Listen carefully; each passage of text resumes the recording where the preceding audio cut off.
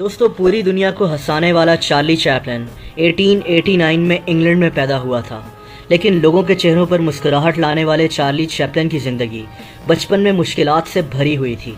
Charlie का बाप Charles Chaplin 1890 तक बरतानिया का काफ़ी मशहूर स्टेज आर्टिस्ट था। ये एक कॉमिक सिंगर था, लेकिन इसको शराब पीने की लत लगी हुई थी और अच्छे खासे पैसे कमाने के बावजूद चार्ली चैपलिन का बाप अपनी फैमिली का ख्याल नहीं रख सका। यहाँ तक कि जब चार्ली 1 साल का हुआ तो इसके बाप ने अपनी फैमिली को खर्चा देना बंद कर दिया और यूँ चार्ली की ज़िंदगी गुर्बत से शुरू हुई। चार्ली जब 12 साल का हुआ तो इसके बाप की शराब की इसी आदत की वजह से मौत हो गई। चार्ली की माँ भी एक आर्टिस्ट थी और अब चार्ली और इसके भाई सिडनी का वाहिद सहारा इनकी माँ थी। लेकिन बहुत जल्दी इनकी माँ भी इस दुनिया से चली गई और चार्ली और इसका भाई सड़क पर आ गए। इस दौरान चार्ली चैपलिन ने सर्वाइव करने के लिए हर तरह की नौकरी की। इसने अखबार बेचे, ये खिलौने बनाने वाली फैक्ट्री में भी काम करता था। इसने एक डॉक्टर के पास भी काम किया और इसी तरह इसने अपना पेट भरने के लिए हर तरह के काम किए। लेकिन चार्ली के अंदर दरअसल एक आर्टिस्ट मौजूद था और इसने अपनी मेहनत मजदूरी करने के साथ साथ मुख्तलिफ थिएटर्स में भी काम करने की कोशिश शुरू कर दी। छोटे छोटे रोल्स कर 1910 में चार्ली चैपलिन को एक ड्रामा कंपनी के साथ अमेरिका जाने का मौका मिला और यहीं से इसका कैरियर ऊपर जाना शुरू हो गया।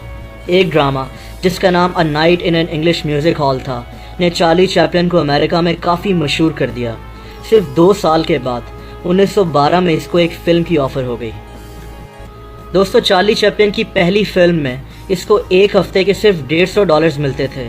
लेकिन इस फिल्म की कामयाबी ने चार्ली चैपलिन की डिमांड बढ़ा दी और फिर एक के बाद एक मूवी ने चार्ली चैपलिन को कॉमेडी की साइलेंट मूवीज़ का बादशाह बना दिया।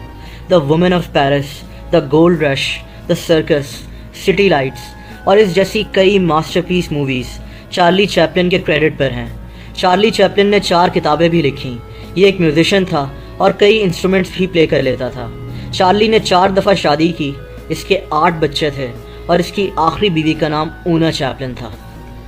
25 दिसंबर 1977 को क्रिसमस के दिन चार्ली चैपलिन की स्विट्ज़रलैंड में इसके घर में मौत हो गई।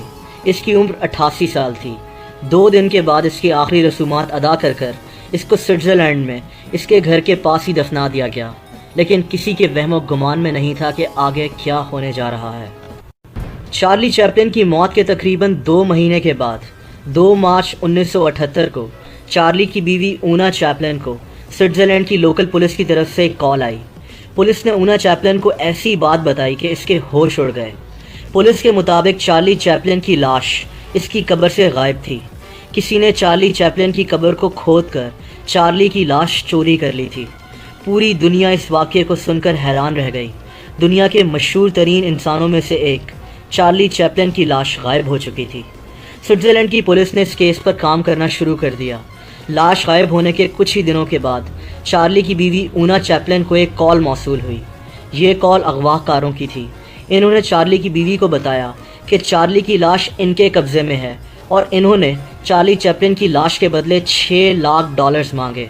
ये आज भी एक बहुत बड़ी रकम है, लेकिन उस वक्त तो ये बेहद भारी रकम थी।